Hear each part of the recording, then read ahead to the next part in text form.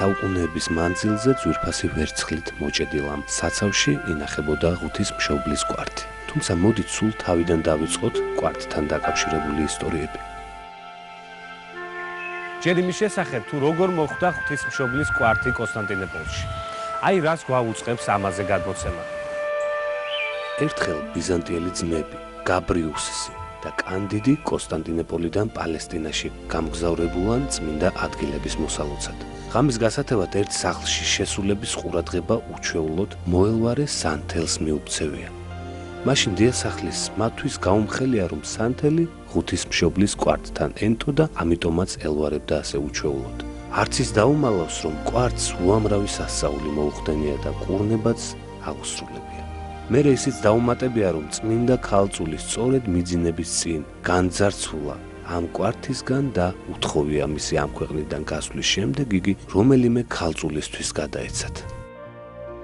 იქიდან მოყოლებული კვართი მხოლოდ ქალწულებს გადაეცემოდა და ასე მოხვდაო იგი ჩემთან. ამ ამბის მოსმენის შემდეგ ძმებმა ყველაფერი იღონეს, რომ როგორმე ძვირფასი კიდობანი კონსტანტინოპოლში გადაესვენებინათ და ლაქერნის ტაძარში დაებრძანებინათ. ქრისტიანული სიწმინდის ჩასაბრძანებლად ეს პატარა კიდობანი თავად ლევან მეორე დადიანის თხოვნით შეუმკიათ. ამის დამადასტურებელი წარწერა კიდობანზე თვეა განთავსებული. კვართი უბრალოდ ტილოს ნაჭრისგანაა შეკერილი. გაკვირვებას უფრო მისი მოცულობა იწვევს.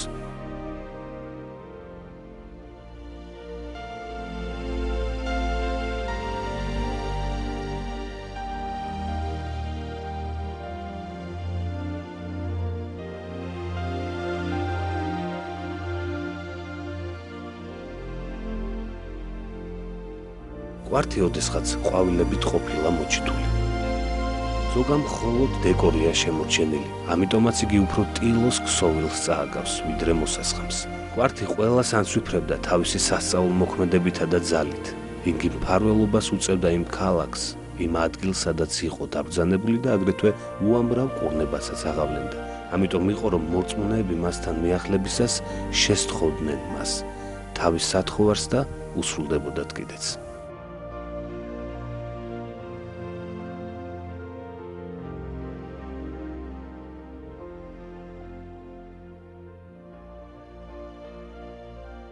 ღვთისმშობლის კვართის საქართველოში მოხვედრის რამდენიმე ვერსია არსებობს. ერთ-ერთის მიხედვით ის საქართველოში მერვე საუკუნეში ხატმებრძოლეობის პერიოდში ჩამოუგზავნებიათ კონსტანტინოპოლიდან ბერებს. როდესაც მთელი მსოფლიო ხატმებრძოლეობამ მოიცვა, საქართველოში უდიდეს პატვს მიაგებდნენ ხატებსაც და ყველა სიწმინდეს. ღვთის შეწევნით ხატმებრძოლეობის ერესი საქართველოს არ შეხებია. სწორედ ამიტომ შეურჩევიათ კვართის დასასვენებლად საქართველო. ეს ადამიანური განსჯით, ისე კი ვინ იცის, რა იყო განგებულება ღვთისა. საქართველოში კვართის ჩამობრძანების მეორე ვერსიაც კონსტანტინოპოლს უკავშირდება. როგორც ვიცით, ეს ქალაქი მე-15 საუკუნის 50-იანი წლების შემდეგ თურქებმა დაიპყრეს და სწორედ ამიტომ განურიდებიათ იქაურობისთვის ეს სასწაულმოქმედი სამოსელი. ღვთისმშობლის სიცოცხლეშივე სიწმინდედ ქცეული კვართის გადარჩენისთვის საუკეთესო ადგილი სწორედ საქართველო აღმოჩნდა. მაშინ უამრავი სიწმინდე ჩამოაბრძანეს საქართველოში, მათ შორის გახლდათ ღვთისმშობლის კვართიც. გადმოცემის მიხედვით ღვთისმშობლის ეს სამოსი საქართველოში სწორედ ლაქერნიდან მოხვდა. ლაქერნიდან, სადაც წმინდა სალოსმა ანდრია მიხილა როგორ მფარველობდა ღვთისმშობელი დედამიწაზე მცხოვრებდა. ისტორიული წყაროების მიხედვით თავდაპირველად კვართი ხობის ღვთისმშობლის მიძინების სახელობის მონასტერში დაუსვენებიათ. დღეს ეს სიწმინდეები უკვე ინახება დადიანების ისტორიულ მუზეუმში ზუგდიდში. მეცნიერული კვლევებით დადგინდა, რომ ღვთისმშობლის კვართი ისეთივე სელისგან არის ნაქსოვი, როგორითაც ტურინის ცნობილი სუდარა. ცნობილია, რომ ეს მცენარე ისრაელში ხარობდა. კვლევარები ამბობენ, სხვა დანიშნულება შესამოსელს არ ჰქონია. იგი მხოლოდ ლოცვისას გამოიყენებოდა. მასთან მიახლოებისას უჩვეულო განცდები იპყრობთ მორწმუნეებს და მათი ცხოვრებაც უხილავად იცვლება. მიახლება კი ხდება წელიწადში ერთხელ, როცა ზუგდიდის ლაქერნის სახელობის ტაძარში 15 ივლისს ლაქერნობის დღესასწაულზე გამოაბრძანებენ კვართს და დააბრძანებენ მის შუაგულში. ასე ეძლევა მრევლს მასთან მიახლების შესაძლებლობა. კვართი ხომ დღესაც ახდენს სასწაულებს და ავადმყოფებსაც კურნავს. ამ დღეს აქ მოდიან უიმედო სნეულებით შეპყრობილნიც და მათი რწმენისამებრ მიეგებათ კიდეც. ეს მოოქროვილი ღვთისმშობლის კვართის ჩასაბრძანებელი საქართველოს საპატრიარქოსთან არსებული სიწმინდეთა მოძიების მართლმადიდებელ ქალთა საზოგადოების ძალისხმევით გაკეთდა.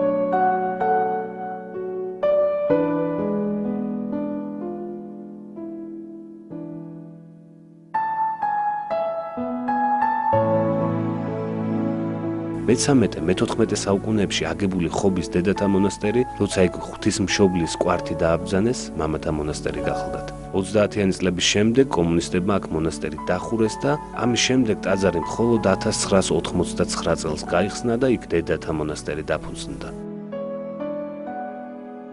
რამდენჯერმე დაემუქრა ამ სიწმინდეებს საფრთხე, მაგრამ ღვთისშეწევნით ყველაფერი მშვიდობიანად სრულდებოდა. ერთხელ მონასტრიდან გამქრალა ღვთისმშობლის კვართი, რომელიც ინახებოდა ლევან დადიანის მიერ შემკულ ამ კიდობანში. კიდობანიც გაქრა მასთან ერთად. დადგა თურმე ფეხზე ერიც და ბერიც. როგორც ჟამთაღმწერელი გვაუწყებს, ყველა მოთქვამდა და გოდებით დაეძებდნენ მას. 3 დღის შემდეგ ცისკრისას დაუნახავთ ციდან დაშვებული ცეცხლის სვეტი და რომ გაჰყვნენ იხილეს მაყულის ბუჩქზე დაბრძანებული კიდობანი.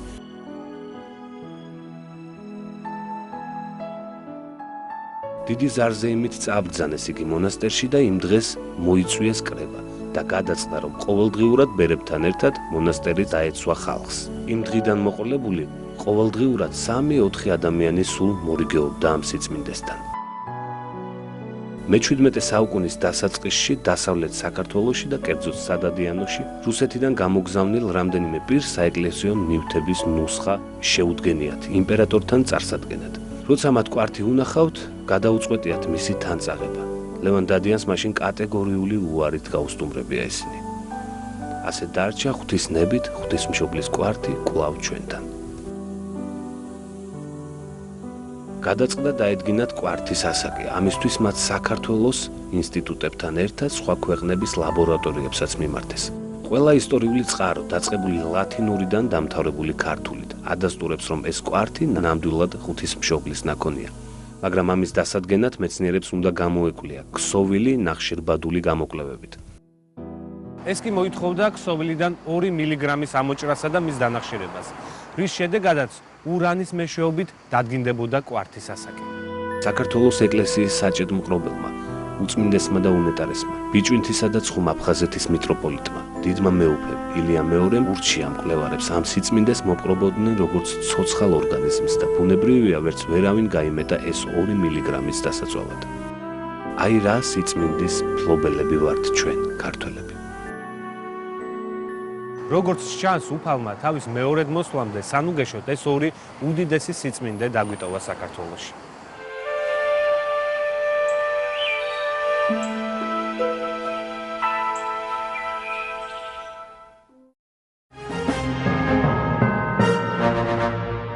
განათლების